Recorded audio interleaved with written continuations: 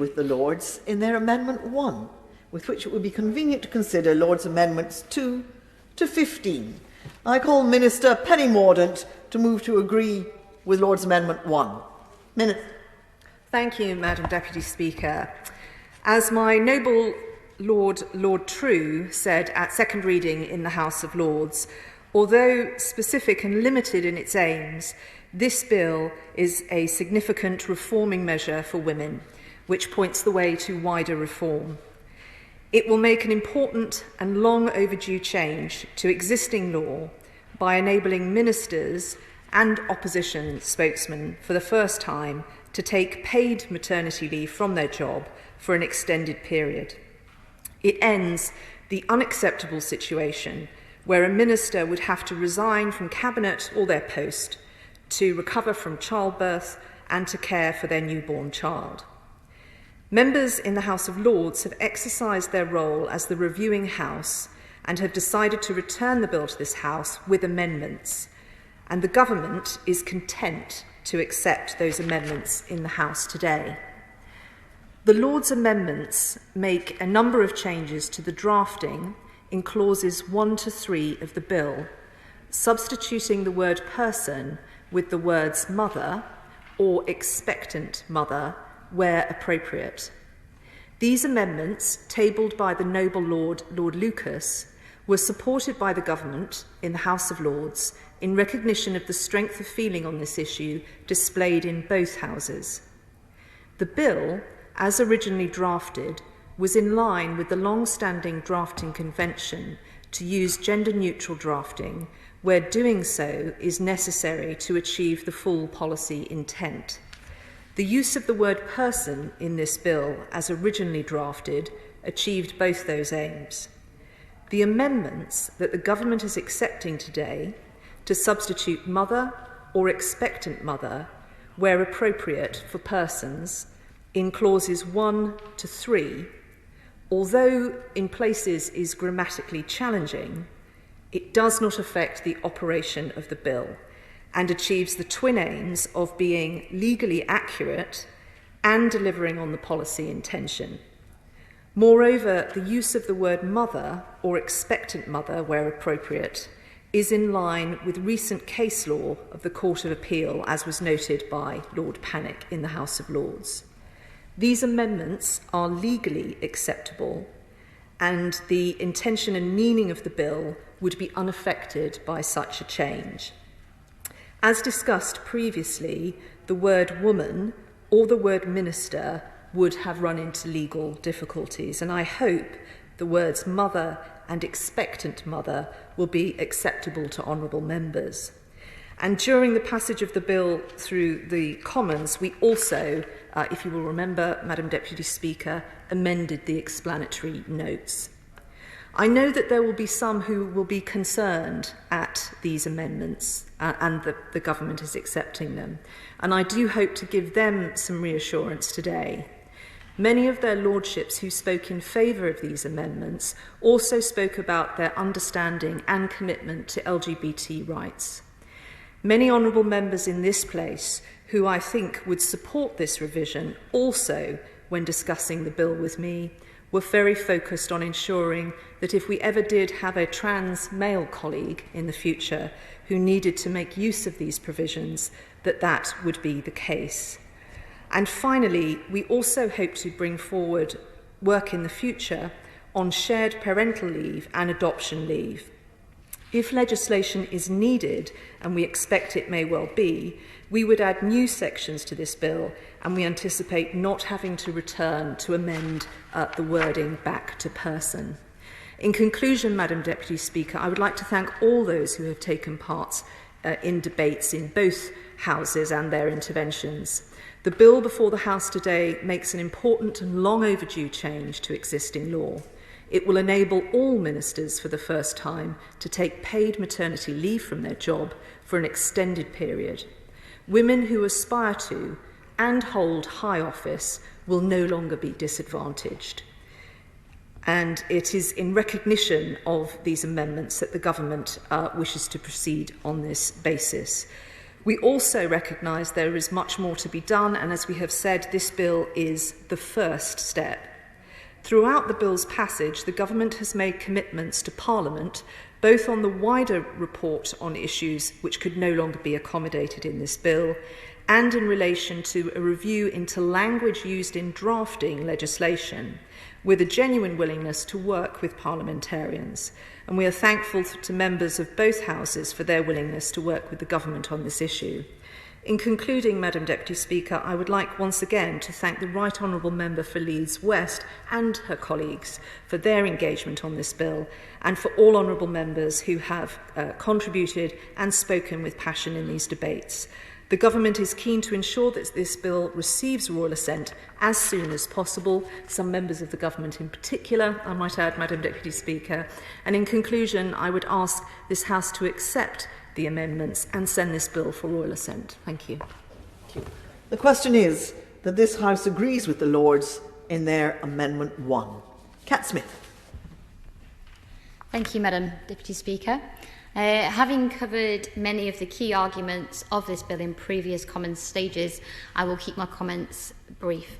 Labour has agreed to support this bill for the specific purpose of ensuring that the Attorney-General can take maternity leave as a matter of urgency, and it is shocking that we are currently in a position where women ministers face resignation or demotion when choosing to have children.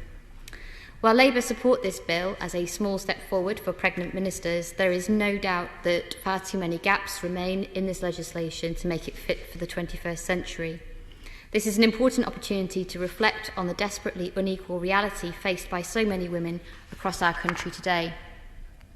As Centenary Action Group highlighted, this legislation must not be seen in a vacuum, but instead as an opportunity to call to action to protect parents in the workplace, particularly during these difficult times. I'm shocked that the government has failed to respond to the discrimination faced by pregnant women trying to access the Chancellor's self-employment support scheme during the pandemic. Indeed, the campaign group Pregnant Then Screwed highlights that nearly 70,000 women were unlawfully put on statutory sick pay, therefore negatively affecting their maternity pay and other entitlements. And I do hope the Minister will address these broader concerns in her closing remarks. But turning to the bill itself, members across the House have expressed the widespread disappointment that this bill before us lacks the ambition that it should have, or any attempt to broaden it out in terms of other forms of parental leave. And I do welcome what the Minister has said about aspirations of the government to include paternity and shared parental leave in future legislation. But I would urge her to also consider the need for adoption leave and leave for parents of premature and sick babies too. Indeed, the debate over the wording in this legislation and the consequence of the Lord's amendments reflects the extremely limited nature of the bill itself. Indeed, we would not be having this discussion if the government had made adequate provision for all parental leave. So let's be clear. Every single person, no matter their gender, deserves to have parental leave when they become a parent. But the government's last-minute rushing through of this bill has stifled any wider progress on this issue. I'd like to point out that the speed which the government is acting to make sure that the Attorney-General can rightly take maternity leave is in stark contrast to its failure to support pregnant women facing discrimination and hardship throughout the pandemic. This bill solves the singular issue of maternity leave for the Attorney-General, an aim which Labour supports, but Labour does not condone the government's failure to address the wider issues of parental leave, or their failure throughout the pandemic to protect basic workers' rights. Perhaps the Minister could provide an update of the government's long-awaited 2019 Queen's Speech commitment to strengthen legal protection against redundancy for pregnant women and new parents. Let me be clear, every worker, no matter whether they're a minister, an MP, factory worker or shop worker, everyone deserves the right to parental leave. If we have learned anything from the coronavirus crisis, it's that acting at the point of emergency is not good governance. With more lead-in time and detailed lawmaking could have been done to ensure inclusive parental leave. Labour will continue to fight for these employment rights. After all, Labour has a proud history of fighting for equality, from the Equal Pay Act to the Sex Discrimination Act and the Equality Act, the introduction of the national minimum wage.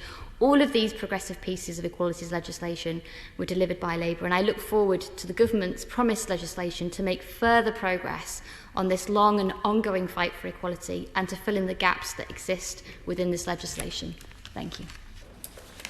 Thank you. Now we go to Crispin Blunt. Thank you, Madam Deputy Speaker.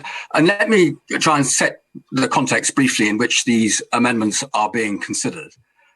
It is an issue that goes to trans and women's rights. And it's the year since I was elected as chair of the APPG on global LGBT plus rights. And it is the only LGBT rights APPG. And whilst the title of the group is not meant to exclude the domestic LGBT rights agenda, it is a statement about where the focus should be given astonishing legal and societal progress for LGBT people in the UK over the last 2 or so decades.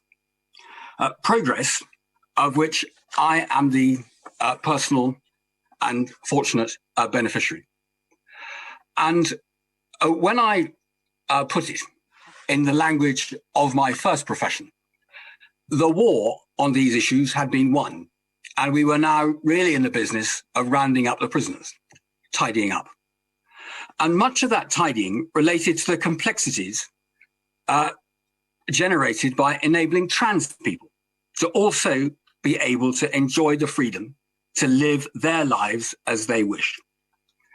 The trans agenda, understandably, then became the dominating issue for the British LGBT rights lobby in our civil society.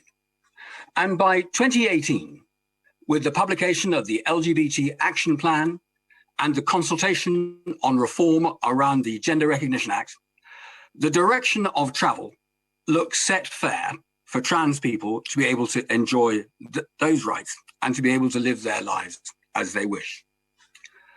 However, since my right honourable friend, who is guiding this bill through, lost her responsibilities for equalities, to say there has been a change of climate for trans people is something of an understatement.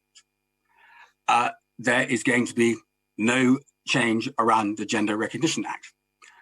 Self-identification, which is the global gold standard for rights in this area, is going to have to wait.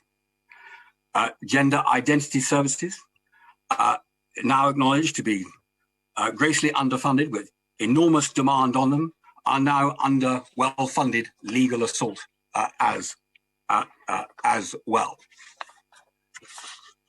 We are currently faced with a situation where trans people feel under a full-on attack.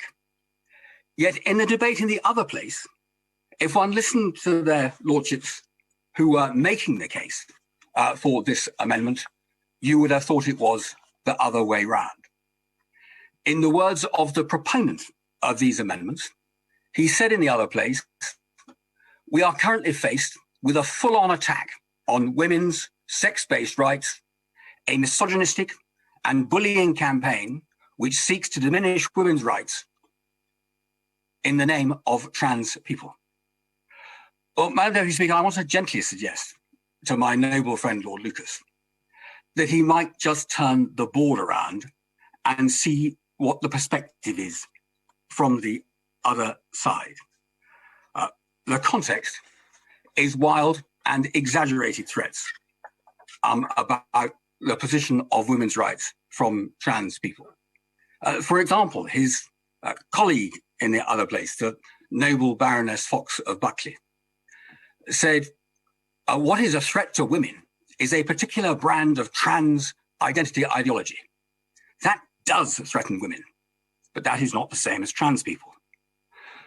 I look forward to hearing the explanation of that, because what trans people are seeing is the Times newspaper, the newspaper A Record in the United Kingdom, with 250 stories of this kind being carried in it, generally without satisfactory supporting evidence.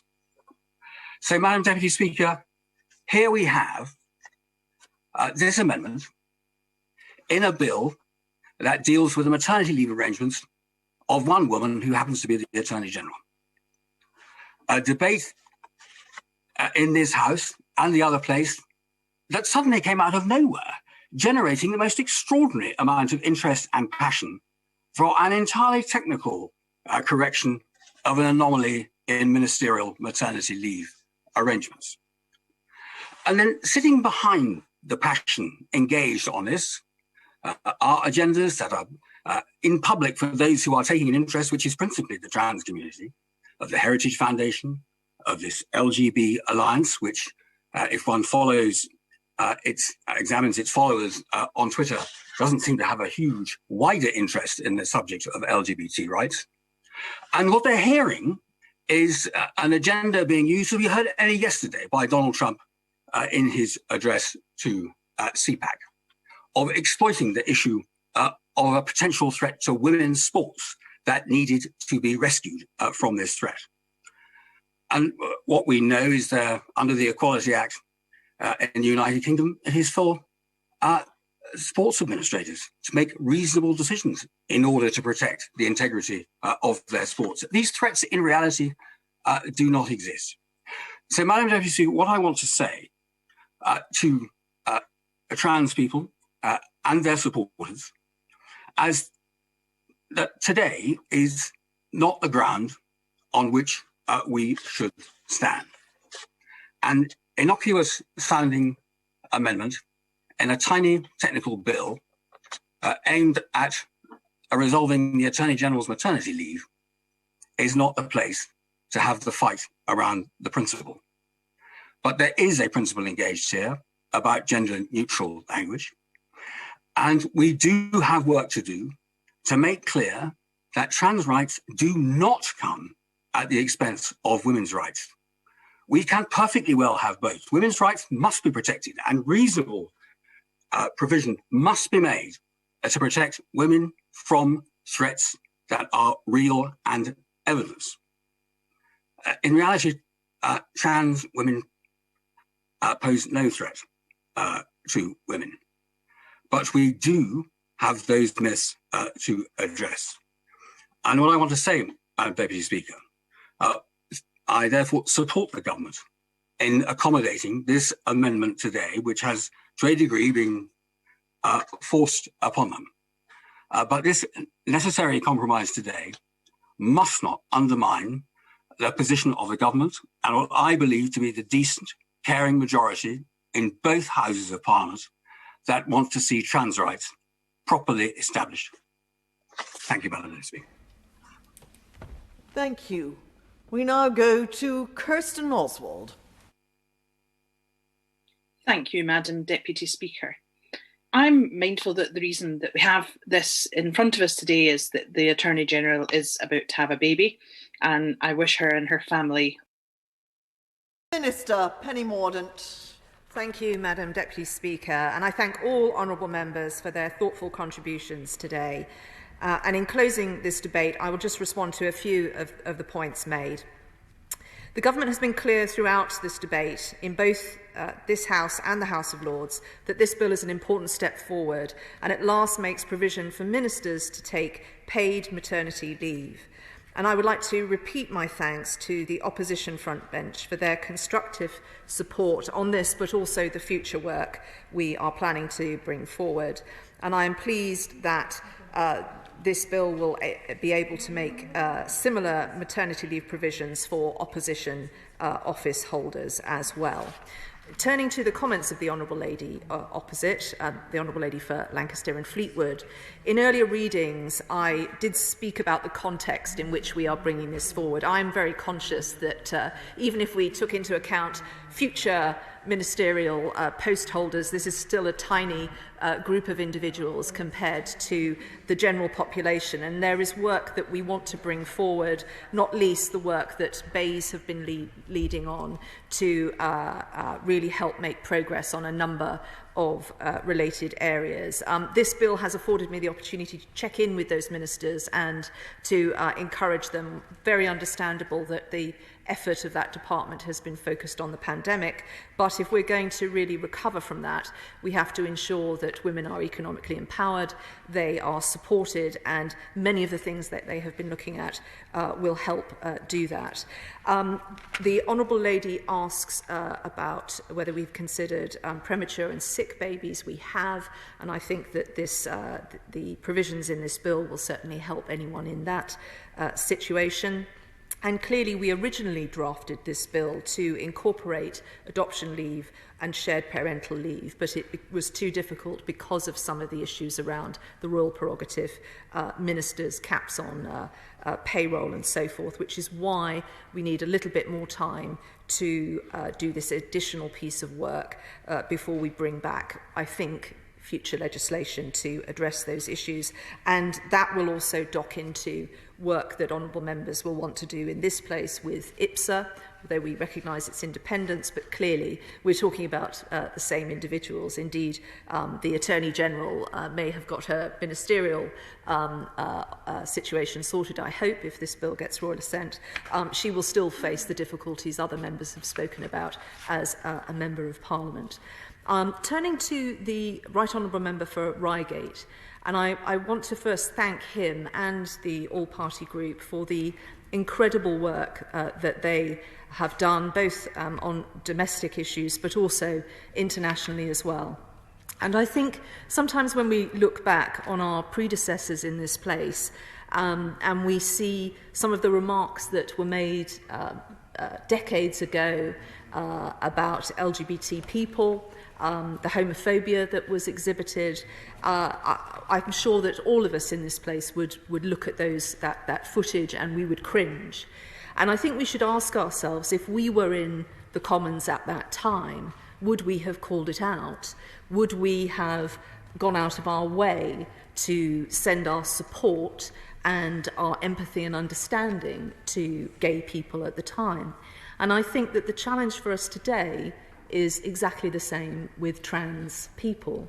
And I do hope that all members of this House, and I know that many members do, take that responsibility extremely seriously, none more so than the Right Honourable Member for Reigate.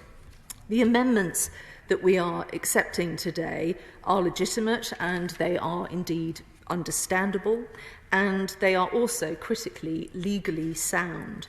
But let me say, in proposing them from this dispatch box, that trans men are men, trans women are women, and great care has been taken in the drafting of and the accepting of these amendments to ensure that that message has been got across.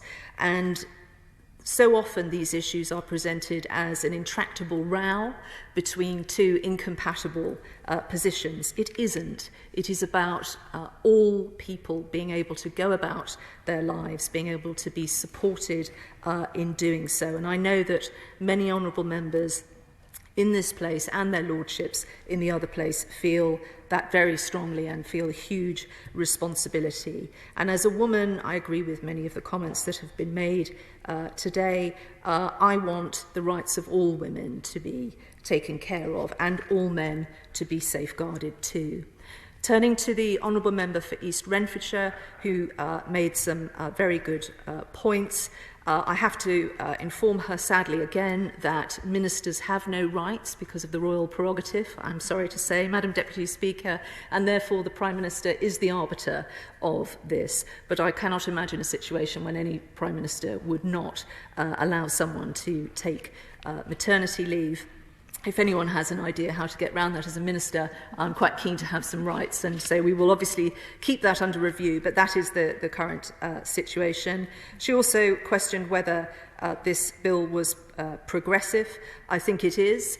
It is progressive for women, it is progressive for trans men, and I think that is an important message that we should send. And the future piece of work we wish to do on those other matters, we want to bring back to this place before summer recess. I cannot because I don't know whether it will involve legislation or the nature of that legislation. So I cannot give her any more assurances on that, but we will bring back the work that we will do cross-party on these matters.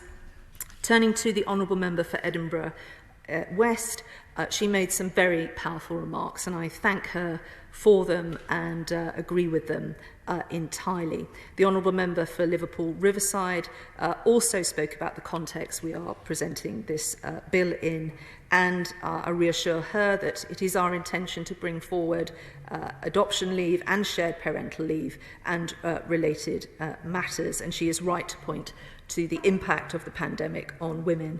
And finally, the Honourable Member for Strangford shared a sad and beautiful story with us, and we have taken into consideration the situation where there is a stillborn child, and we did speak at second reading about the opportunities this presents for devolved administrations, but also, importantly, councillors as well.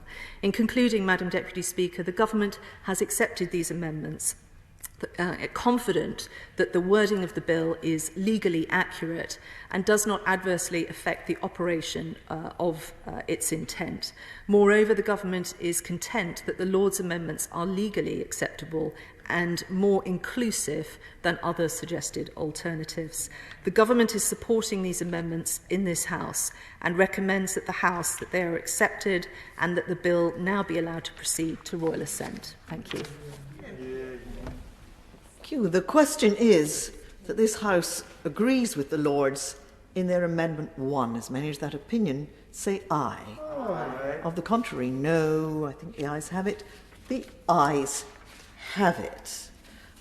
With the leave of the House, I will call the Minister to